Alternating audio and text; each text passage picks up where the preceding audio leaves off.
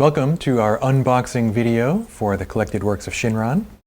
Unboxing videos are usually like toys or, I don't know, you get some like new piece of musical equipment or tools, I don't know, and you open it up and show everyone kind of the experience of getting this new thing and unboxing it.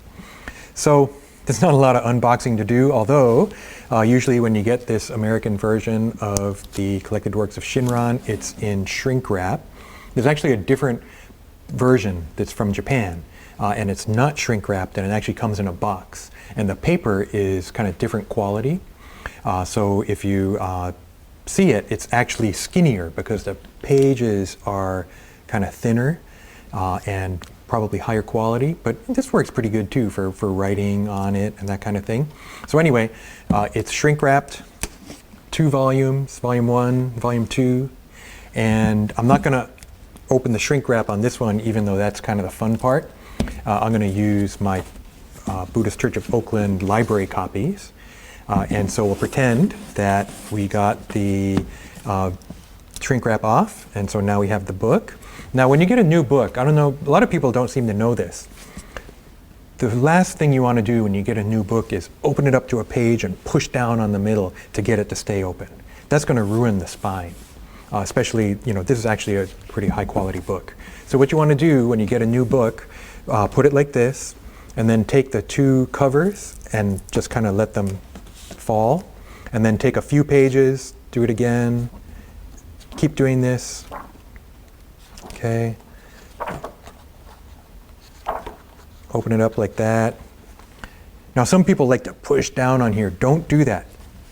Close it up. You can take it and kind of go like this. You want to get these pages open. I would do it one more time.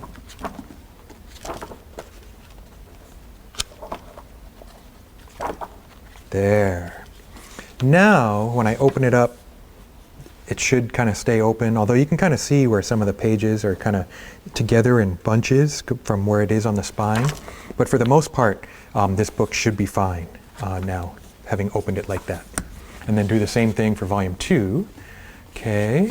And then the reason why I'm doing this is to explain a little bit of what's going on with these 2 books. Because if you're interested in Jodo Shinshu, it's really important, it's really amazing actually to have the Collected Works of Shinran in a book in English. It's fairly recent, 20 years ago. Let's see the publication date. 1997, 23 years.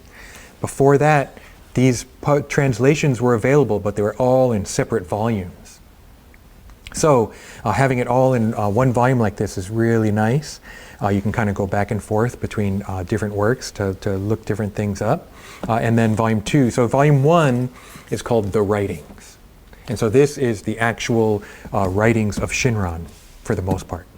Volume 2, introductions, glossaries, and reading aids. So the introductions are, when this was split up into different books, each one had its own introduction. And so those introductions are found here. That's the first part of what's in here. And then in addition to introductions, glossaries. So that's another really useful part of this is the glossary of Shin Buddhist terms. So you can look up special terms like accommodated teachings or Saha world or transform, right? And so it has a kind of dictionary in here, this glossary. And then it has reading aids. The rest of it is different sections to help you understand what's going on in here. And so it, let's see, list of passages, Shinran's readings. Shinran reads things differently than the original text that he's citing sometimes. So this Shinran's reading section is really important to let you know when he's changed a reading. Names and titles cited. And so if you find something or you're interested in Abhidharma Kosha and you think, does Shinran ever mention that? Oh, he does. It's in the Shinjin chapter. Section 123, right? And so this is really useful. It also helps if you're interested in, for example, Shandao, the one of the masters. And you can go to Shandao here, and it shows you the kanji, Zendo, the Japanese reading, 613 to 681. It gives you the dates, and then a little biography. And then it shows where Shinran quotes him in the Kyogyo Shinsho. So, this is useful. This is the important part. So let's open it up and take a look. So when we open up the Collected Works of Shinran, there's a nice picture of a Myogo, Namu Amida Butsu. This is written by Shinran, with stuff on the top and bottom also written by Shinran. This famous portrait of Shinran. And then title page, volume 1, the writings, preface, table of contents. So let's look at the table of contents. In addition to the preface and list of illustrations, it begins with the major expositions. And so the most important one is called The True Teaching, Practice, and Realization of the Pure Land Way. Actually, maybe a little more technically, passages on the true teaching, practice, and realization of the Pure Land Way. This is what is often referred to as the Kyogyo Shinsho. Kyo is teaching, Gyo is practice, Shin is shinjin or entrusting, and Sho is realization. So you'll notice this isn't teaching, practice, shinjin, realization. This is true teaching, practice, and realization of the Pure Land Way. That's because the full title is Ken Jodo Shinjitsu Kyogyo Sho Mon Nui. Really long. Too long to say when we're just talking briefly, and so Kyogyo Shinsho is how we'll often refer to this first work. Now here's the thing. The next thing starts on page 293. This is all Kyogyo Shinsho. It's not half the book, but it looks like over a third. This is Shinran's masterwork. This is the main text. That's why they call it the major exposition. And this is where, in Nishi Hongwanji anyway, this is where we look for doctrinal basis of Shinran's thought. And part of the problem is Kyogyo Shinsho is the 4 chapters, but there's actually 6 chapters. So there is chapter on teaching, chapter on practice, chapter on shinjin, chapter on realization. But then there's also the chapter on true Buddha land, or true Buddha and Buddha land, and then chapter on transformed Buddhas and Buddha lands. These are both really interesting chapters. The 6th chapter is actually really long. And so it's important to know, you got to kind of, you don't have to. If you want, it's good to get familiar with the structure of this text. It's not only these chapters, it's how it's laid out. You kind of have to take a course to understand that, but we might go into it a little bit.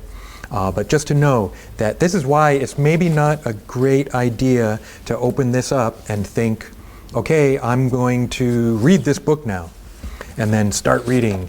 And you start reading, and actually the preface is only 2 pages.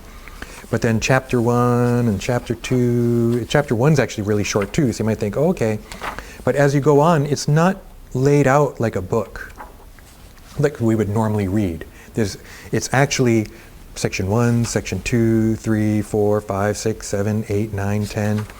The sections are really short, and they're actually, for the most part, quotations from sutras. So section 1 here is Shinran's writing. This is on page 13. Let's go to page 13, which is the chapter on practice, chapter 2 of the Kyogyo Shinsho. Chapter 1 is Shinran's writings. Reverently contemplating Amida's directing of virtue for our going forth to the Pure Land, I find there is great practice, there is great shinji. Chapter 2, you'll see in brackets it says the sutra passages. And so that's not in the original. But the editors were very kind, and so they let us understand what's going on with the structure. So the section 2 in chapter 2 is the vow that all Buddhas say the name as stated in the larger sutra, and then it gives the larger sutra quote. And then the sutra further states, when I have fulfilled the Buddha way, sutra passage declaring fulfillment of the vows. So this is just quotations from different parts of, in this case, the larger sutra that we're familiar with. Then section 7 is a different translation of the larger sutra. And so it's another quote. Further it states another quote. And then section 9, it is stated in the Sutra of Salvation through the perfect enlightenment of Amida, supreme among Buddhas. That's another translation of the larger sutra. So there's a lot of information coded in here. It might be repetitive because he's quoting different versions of one of the vows. I was going to say 48 vows of Amida Buddha, but the number of vows is different depending on the translation. And so it goes on, and then on saying the name. And so then, here it kind of breaks it up thematically. And then passages from the masters, Nagarjuna. And so here's a bunch of quotations from Nagarjuna, Vasubandhu, Tanluan. So it's letting you know that he's now quoting from what we know as the seven masters, Dao Cho. Okay? And so he's quoting from all Shandao. He's not writing complete sentences and then incorporating quotes and paraphrases into his exposition. He's directly quoting from sutras and commentaries. And so that's what makes it kind of hard to just sit down and read. Now you can sit down and read it, and maybe you should try. But if you do try and you find yourself very confused, don't give up. It's partly how this book is the Jodo Shinshu, how it is set up. It's not set up as a narrative explanation or, kind of written in a way we would kind of expect to find. Let's look at the table of contents again. Next is Passages on the Pure Land Way, page 293. That's the one that when I showed you so this is Kyogyo Shinsho. This is Jodo Monnui Jusho, Passages on the Pure Land Way. This actually is kind of like Kyogyo Shinsho, but it's short. So this is a very abbreviated version, and this is like the expanded version. The question is, which comes first? This always happens. It's like the smaller sutra and the larger sutra. They're both the sutra on the Pure Land, but one's short and one's long. Did the short one happen and then they expanded it? Or did the larger one, big one happen and then they abbreviated it? Right? Same kind of thing going on here. And so you look at it and you'll find similarities, but also great differences.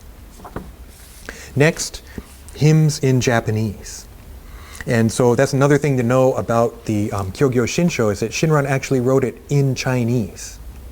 Buddhist monks in Japan, from early on, they got the sutras in Chinese and they learned how to read them, I think, very much in Chinese. But they also devised a way to read them in Japanese too. Not by themselves, that also happens with Japanese language and Chinese language. That's another video. For the time being, realize that this first section of the major works is written in Chinese, and then they call it hymns in Japanese, so that you know that these are actually written in Japanese language. There are Chinese characters involved, but for the most part it's Japanese. So these are the wasans. Hymns of the Pure Land, hymns of the Pure Land Masters, hymns of the Dharma ages, hymns in praise of Prince Shotoku.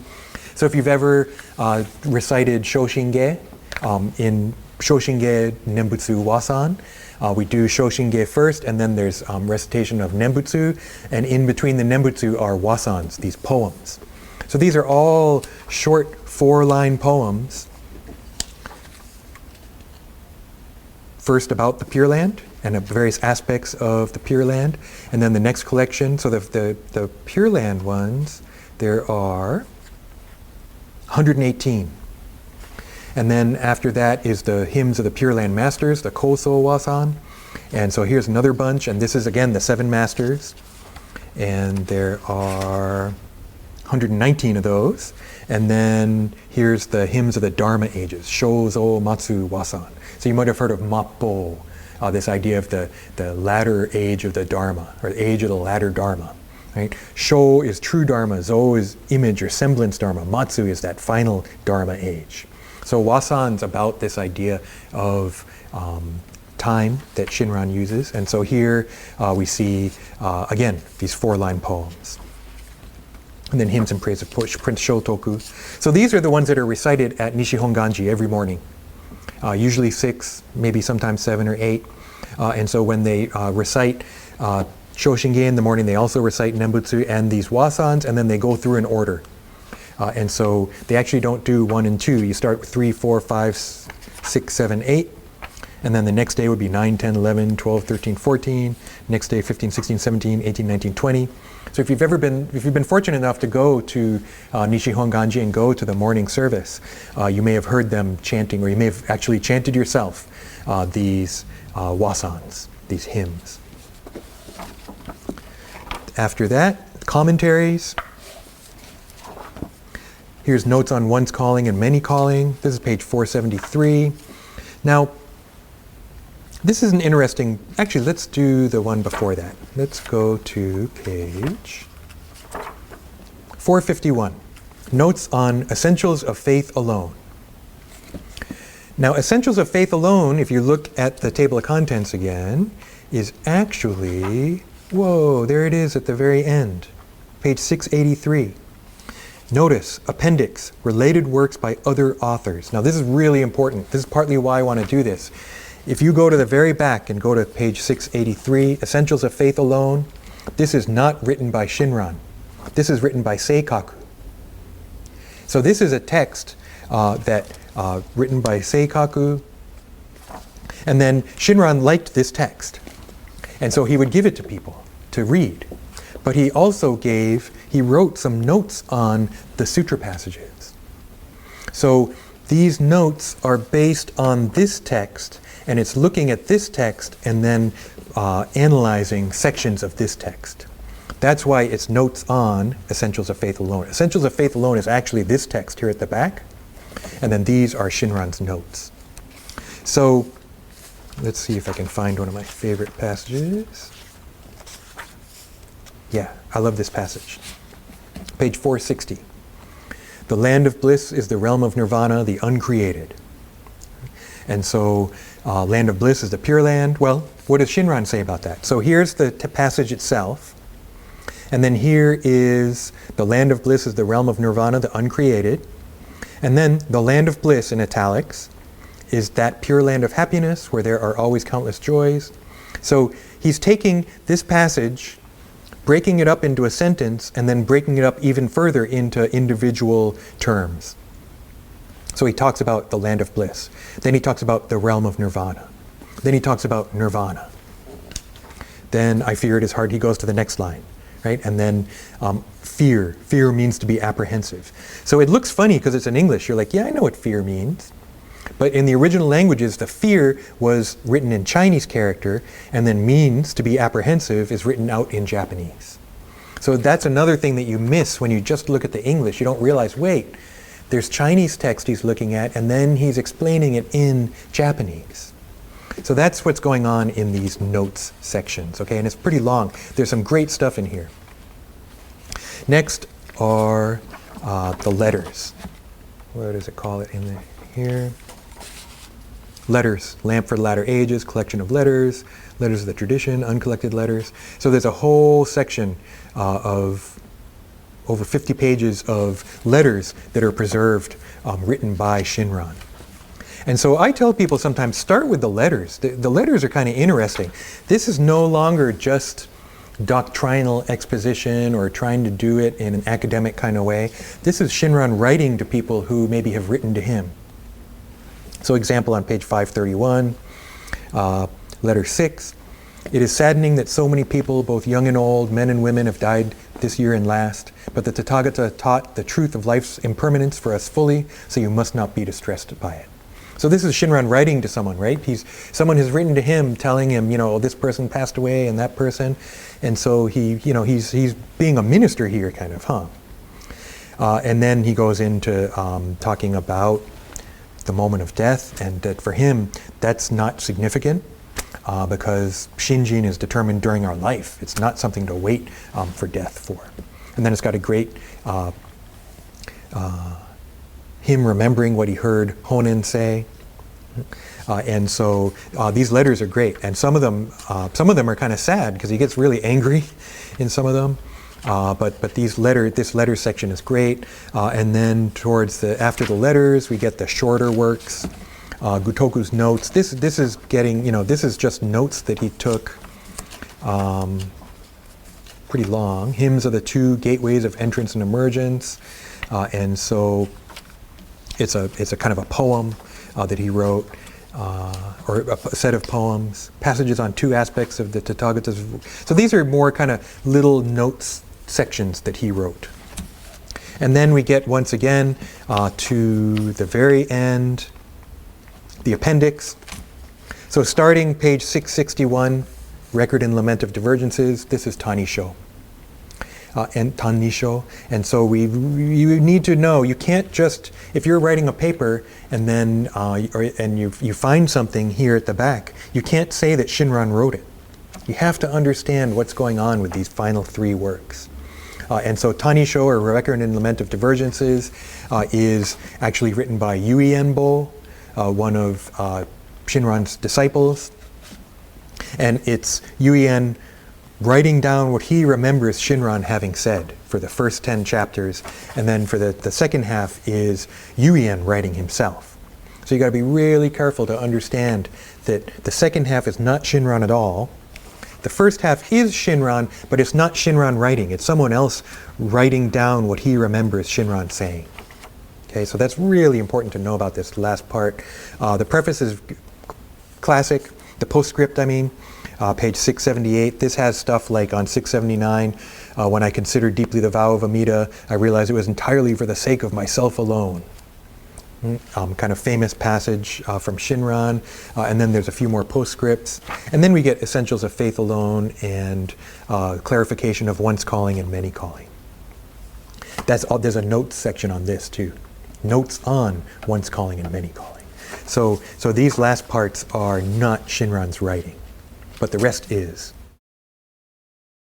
So I hope you enjoyed this unboxing video, kind of description of what's going on with the collected works of Shinran. And again, we can view it in so many ways. In one sense, it's intimidating. It's difficult. It's huge, right? It's long. It's 2 volumes. There's a lot of arcane information in here, abstruse information, stuff that you're not going to be able to read through it like a novel or something. At the same time, it's an incredible treasure. It's amazing that we have it. A lot of this stuff wasn't available until the 1970s, 80s, the early versions of these translations, and then to be able to just have it in one book in the late 90s. I came out to Berkeley in 1996 to go to IBS and eventually to become a minister, and I came kind of at the right time in a lot of ways because this stuff was coming out. Right, there's more and more writing about Jodo Shinshu as time goes on, but to have this is really, really special. To be able to access Shinran's writings kind of not in their original form, obviously, but not interpreted. Well, actually, it is interpreted by someone else. That's maybe another thing we should know. It's not a one-to-one from the translation to the original, right? There's many choices you can make when you're translating. And some of this might be a little, I don't know if I want to say clunky, but it's not written with ease of reading as the goal. I think it's written more with accuracy as the goal. Wanting to translate the original into something that's pretty accurate so that we can go to Shinran's writings and kind of find out what's going on there. Right? There are other translations available, actually. The D.T. Suzuki's translation was done late 60s, early 70s, and that was very hard to find, and then they republished it recently, but it's only the first 4 chapters. Jodo Shinshu, it's none of the other stuff. Although there was a collection of the miscellany of shorter Shin writings or something by Suzuki, but that's very hard to find. And so this is really written so that we can try and see, what was being said. Even then, though, right? Again, it's not one-to-one with the terms. That was a problem when Buddhism goes from India to China, for example, right? From China, India to Tibet, from China to Japan. There was never easy one-to-one correlation, right? And so we have to face that now too. And so if you can read Japanese and if you can read Chinese, then you can go and look at where this is coming from too. And that's what some of the courses at IBS allow you to do, like the works of Shinran. There's shorter writings, and there's Jodo Shinshu and Tanisho. So that kind of course lets you dig in even deeper. And Reverend Takashi Miyagi is teaching those classes. 3 Pure Land Sutras, 7 Masters, those are classes that I teach. And we try to look at the roots of this, right? And so looking at the sutras themselves, looking at the writings of the 7 masters. So, there's so much it's not even just this, right? Behind this are the sutras, the commentaries. Shinran doesn't only quote just the 7 masters and the 3 sutras either. He quotes other translations, he quotes other sutras, he quotes other masters. And so, there's obviously a lot going on. But I hope that this unboxing video helped a little bit to maybe take some of the mystery and the intimidation factor away from Collected Works of Shinran, and maybe you can crack it open. And I would say just jump around and try reading for a while and see what you find. Maybe the hymns, if you like poetry, maybe try reading the hymns on the Pure Land. Right? Or if you like controversy, look at the letters and maybe some of the later letters too, where he's trying to work out some conflict that's going on in the different communities.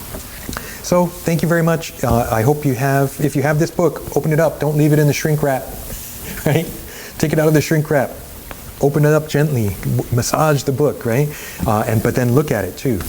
Maybe you have some free time now and you can take it off the shelf and dig in a little bit. And maybe I can do some videos in the future too, looking more in depth at certain sections. Okay, so thank you very much. Take care, everybody.